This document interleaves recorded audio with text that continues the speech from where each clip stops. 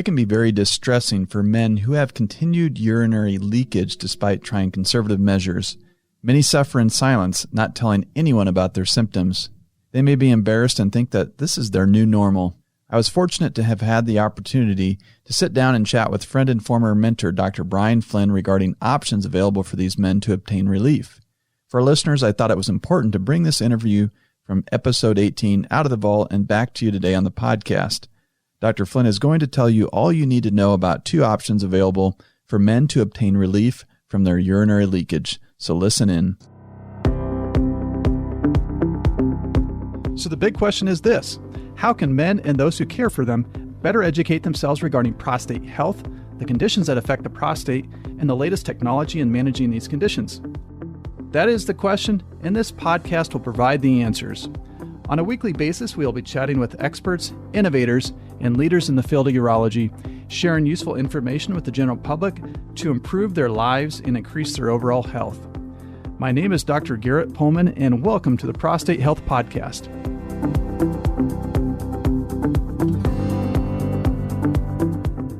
Prostate Health Podcast is for informational purposes only. Nothing in this podcast should be construed as medical advice. By listening to the podcast, no physician-patient relationship has been formed. For more information and counseling, you must contact your personal physician or urologist with questions about your unique situation. I'm very excited to have joining us today Dr. Brian Flynn. Dr. Flynn is not only a good friend, but also former mentor who I had the opportunity to learn from during my urology residency training at the University of Colorado Anschutz Medical Campus. He is a very talented surgeon, and I truly valued the time spent learning from him. His philosophy is to treat all patients to the best of your ability as you'd want to be treated. He individualizes each patient's treatment based on his or her specific needs and desires. He would always tell the fellows, residents, and students when faced with the clinical dilemma of what to recommend for a patient, just put yourself in their shoes when possible, and the decision should become very clear. Dr. Flynn is a national leader in the use of minimally invasive surgical techniques for the treatment of urinary incontinence. His training included a fellowship in reconstructive urology at Duke University. He has been a faculty member of the University of Colorado School of Medicine since 2002. He has presented at many national and international meetings on urethral stricture disease, urinary incontinence in men and women, urethral stricture, and robotics. Dr. Flynn, welcome to the Prostate Health Podcast. Well, thank you very much, Dr. Pohlman. What a tremendous honor to be here with you, and I'm very excited. And I'm really excited to see the things you're doing to advance men's health in the area of prostate cancer. I've known you for almost 15 years now, and we've become great friends, and our families know each other. We have a lot of friends in the prostate cancer world like David Crawford and Paul Maroney that we've learned so much from. And I think this is a special opportunity to be able to speak to patients who have problems with incontinence after prostate cancer therapy. So thanks so much for having me. Certainly. Thanks again for joining us. So Dr. Flynn, I thought it'd be helpful to start off by talking to our listeners about what is urinary incontinence and how is it related to the treatment of prostate cancer, including radiation and surgery, but also the treatment of benign enlargement of the prostate, or BPH. Yes. The International Continence Society, which is a group of urologists around the world, came up with a definition for incontinence. Surprisingly, some people aren't familiar with the word. So the word means involuntary loss of urine control. So sometimes we'll substitute words for incontinence like leakage, wetness, accidents, and other words. But I think most people are familiar with the word incontinence, and it's something that many women are familiar with because women will deal with this oftentimes after having children or with aging, after having hysterectomy. I think there's a bias that this is a female-only problem. Certainly not true. Many men can suffer from incontinence, and I think that's what we're here to talk about. Just briefly, there's two major types of incontinence. There's stress incontinence, which is related to weakness of the urethra, and that's not related to emotional stress, but that's related to weakness in the urethra.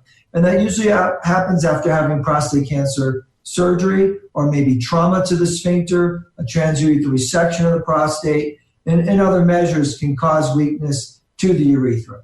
Similarly, a man can have urgency incontinence, also known as overactive bladder. And urgency incontinence is something that more commonly occurs after having some of the other therapies for prostate cancer, for instance, like external beam radiation therapy. So those are the two big types of incontinence. There are other less common types, but that's usually the first thing we try to do, Dr. Pohlman, when we meet with patients, is to really characterize the type of incontinence they have, and then that'll allow us to best treat them. And they can be some overlap. They're not exclusive of each other. So a male patient can have both stress incontinence, weakness of the urethra or the sphincter, and then they could have urge incontinence, which is more of a bladder problem. So thank you for that description. So how common is urinary incontinence after prostate cancer surgery and radiation therapy? Well, fortunately, it's quite unusual. Only about 4% of men will suffer from what we'd call severe incontinence. That's incontinence that is really disabling, incontinence that often would lead them to have another surgery to fix it because it's so severe. If you use the strictest definition, Garrett, one would consider incontinence if someone was wearing a pad after surgery. And if you look at patients who wear a pad after surgery, that number is somewhere around 4 to 5%. I think that number has come down tremendously since the advent of robotics, and I know you're a big advocate of robotics. And robotics has really been tremendous in really being more precise in doing the prostatectomy. But there's still men that suffer from incontinence afterwards. There's a wide degree of men that maybe are outside of that 4% number that they'll say, I just don't have as good as control as I did before the surgery.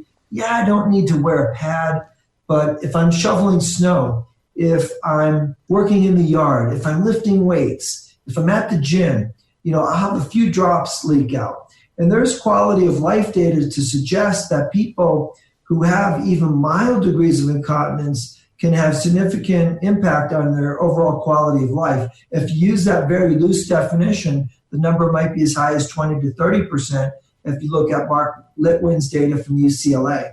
So now looking at kind of the recovery timetable for urinary control after prostate removal, kind of how does that typically look like for patients? Well, that's a great question. I think it's important for the surgeon to set expectations because I would say almost every patient has some impairment of their bladder control immediately following the surgery. So you have the surgery, the catheter comes out at 1 to 2 weeks, and immediately afterwards, people can experience some degrees of urinary incontinence. That might be mild or that might be severe. Early interventions that we'd recommend are Kegel exercises, and there's evidence to support even learning this preoperatively, physical therapy and other measures, and I know we'll get into that later.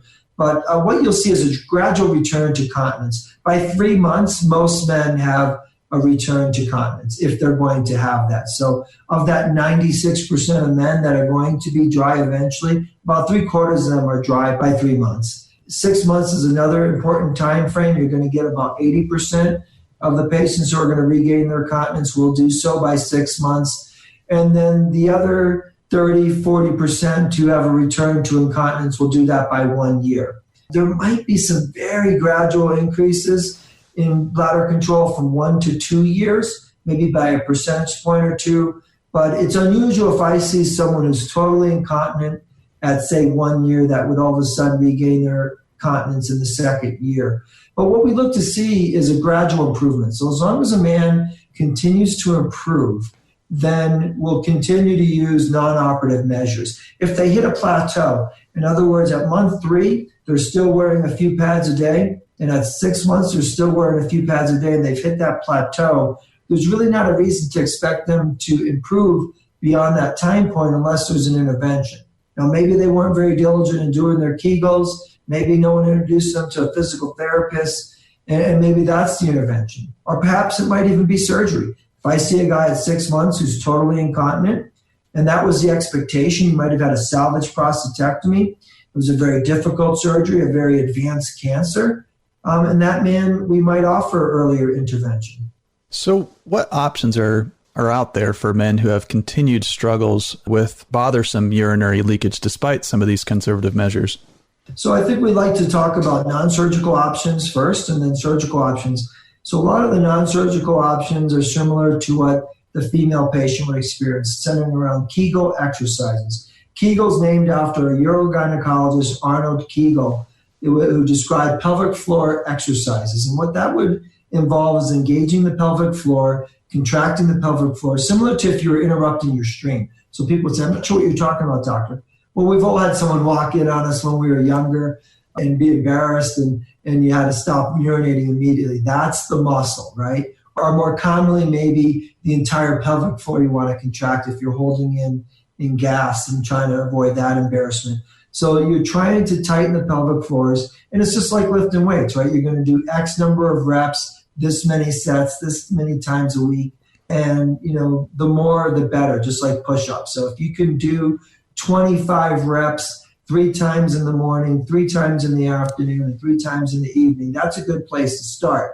Now, sometimes we'll see patients that just can't quite figure that out. And there might be nerve damage even to the pelvic floor. So there's a disconnect between the pelvic floor and the nerves. They have what's called a neuropraxia. Well, that person certainly needs to see a pelvic floor therapist. There's specialists in physical therapy that we call pelvic floor therapists that will specialize in doing pelvic floor PT.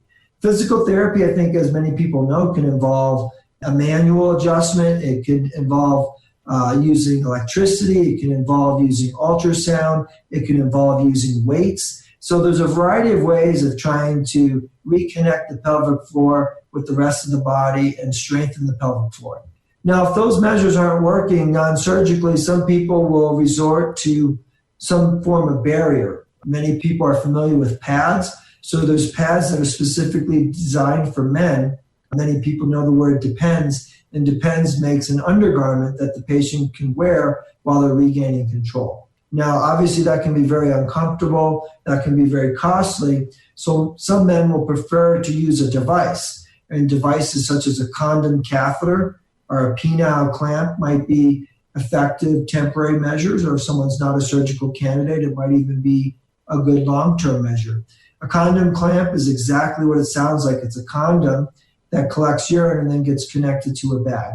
A clamp, similarly, is a clamp that would surround the penis and then squeeze the urethra in order to avoid incontinence. So that's a brief overview on non-surgical options, and I'm happy to speak to the surgical options if you like as well. Yeah, that'd be great if we could go ahead and get into those as far as some of the surgical options after some of those more non-surgical options have failed. Well, let's start with going with the time-tested device, the artificial urinary sphincter. That's considered the gold standard treatment for male stress urinary incontinence, sometimes used synonymously with the word post-prostatectomy incontinence. So the artificial, it's not natural, it's a silicone device. Urinary, so it's a device for the urinary tract. Sphincter. So the sphincter is the control mechanism that sometimes patients can lose function of after prostatectomy. Unfortunately, Garrett, there's not a way to surgically repair the sphincter. People have looked at a variety of ways of trying to do that surgically, and we've moved past that. So we've moved more towards replacing the sphincter with something artificial. It's a silicone prosthesis. If you look at implants in surgery, right, there's 3 types of implants. There's polypropylene, there's silicone, there's titanium. Those are the 3 most inert materials that can be used in the human body. And silicone has been used for years for reconstructive surgery in cancer patients, and it's no different in the prostate cancer patient. That silicone prosthesis may be used as a device to prevent incontinence. It can be used for sexual health as well. They're different devices. But the artificial sphincter was invented by a gentleman named Brantley Scott in Houston, Texas at Baylor University in the 70s. And it's had a tremendous track record. Over 4,000 of those devices go in a year. It's never been FDA recalled. There's no class action lawsuits against the device. And it's really been life-changing for many men. I have patients that have told me that if I didn't have this device, I don't know what I would have done for the rest of my life. I'm not sure if I could have lived like this. So it's a surgical implant. The sphincter is put almost in the natural location. There's a device called the pump that would sit in the scrotum, and the patient would operate the pump. And then there's a reservoir that creates the pressure in the system. Pressurizes the system. So it's a 3-piece device. It's a hydraulic device. It's a mechanical device. There's been some changes of the device over the last 50 years to make it easier to operate, to put an antibiotic coating on it to prevent infection. And the cuff had been redesigned many years ago in efforts to lessen the risk of erosion. So that's my quick overview on the artificial sphincter. I can go into more detail if you like. Yes, that would be great. But first, we're going to take a quick break here, then we'll be right back for more from Dr. Brian Flynn. Thanks again for joining us today on the Prostate Health Podcast. If you're enjoying the show today, make sure you visit my podcast website at www.prostatehealthpodcast.com. There you can find show notes to all our episodes. You can also click on our resources tab, where you can find links to our trusted partners of the podcast, as well as links to books, resources, and products, all of which can help in your journey with either an enlarged prostate or prostate cancer. You can also sign up to receive my free What to Expect guide, which includes checklists of what you need to bring and how to prepare, including what to expect with 3 different scenarios, including your initial urology clinic appointment, a prostate biopsy, or prostate cancer consultation. Sign up for the free guide on the homepage of www.prostatehealthpodcast.com or access this guide directly at www.prostatehealthpodcast.com/clinic. How long, and you kind of alluded to this before in terms of how long you might want to typically wait or hold off before going to some of these surgical approaches. Well, the artificial sphincter timeline typically is going to be around 12 months. What we'll do when we see a gentleman with incontinence and it's been ongoing for 12 months, oftentimes we'll do a virtual health visit, for instance, on the first visit. As you mentioned, I see patients throughout the region. I see patients from the surrounding 13 states. It's not uncommon that I see someone from Montana and Texas in the same day. And the virtual health is a tremendous opportunity. Many of us are becoming more familiar with that during this recent COVID crisis, and we're really starting to see opportunities to reach out to patients, especially in small towns and in underserved communities. And so just getting the patient familiar with the artificial sphincter is a huge step. Unfortunately, there's a lot of misinformation and just a general lack of information for many prostate cancer survivors. Some of the patients will say to me, "You're the first doctor that's ever talked to me about this. I wouldn't have known about this unless I went on the internet." And that's difficult. I think women are more conversational about their health issues, where guys tend to be a little bit more private. Incontinence is an embarrassing condition, right? That makes people feel that they're not themselves. It steals their confidence. And when your confidence is eroded, that leads to social isolation. It leads to depression. People stop doing sporting activities, stop participating in family activities, and it's a downhill spiral. So the artificial sphincter gives someone an opportunity to regain control. And that is often the inflection point. When they regain control, they regain the confidence, they start interacting socially, they return to work, they return to the activities they enjoy.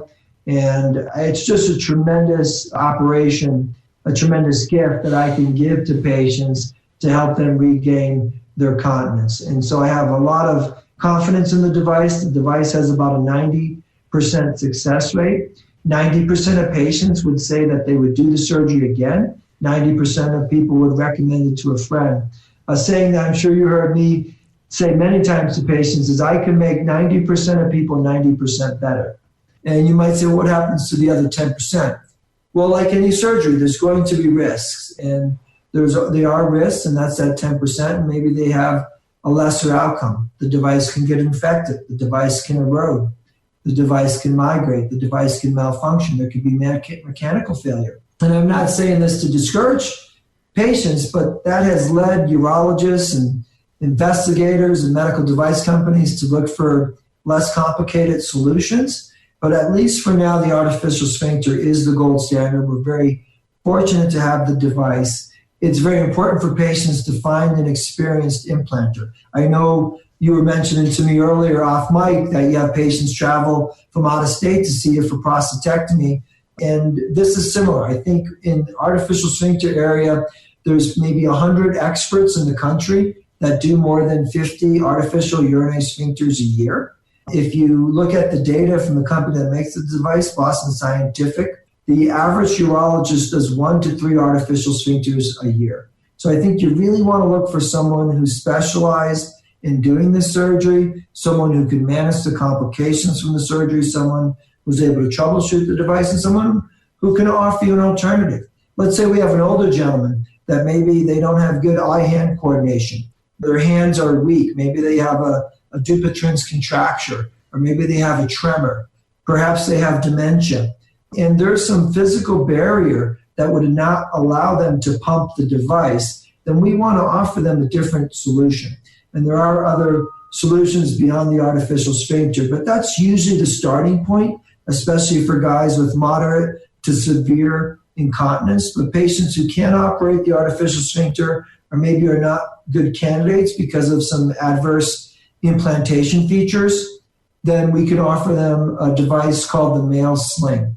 We use the word male sling. It sounds unnecessary to use the word male, but when people hear the word sling, they think of a female sling.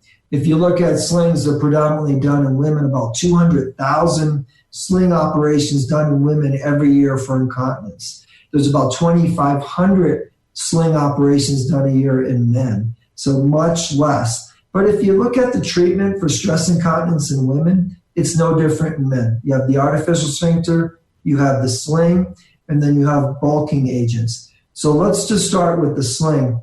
The sling device, there's a few of them out there. The two that are available in the United States is one called the Advance Sling and now the Advance XP.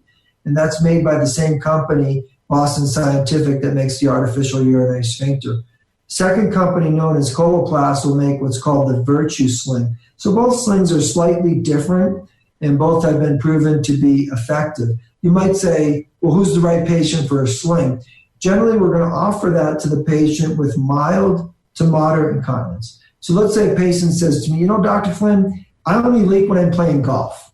Do I really need this artificial device in me? It just seems like a big solution for a problem I don't have every day. Well, that's a perfect sling candidate because I know he's bothered. That patient wouldn't have traveled 500 miles to see me if he wasn't bothered. And so for me to tell him, hey, you're fine, don't worry about it, be glad your cancer's cured. You have other people have worse problems than you. That's not what they want to hear.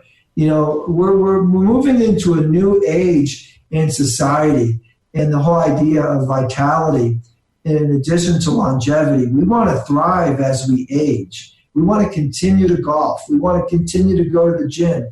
We want to continue to make love to our partner. And all those things are so important. And so if you look at the male sling is really a nice device for the patient with mild incontinence. And with some of the new advancements in the sling technology, we can even offer that to patients with moderate incontinence. And they've had good results in people with moderate incontinence, meaning they're wearing as many as 3 to 5 pads a day.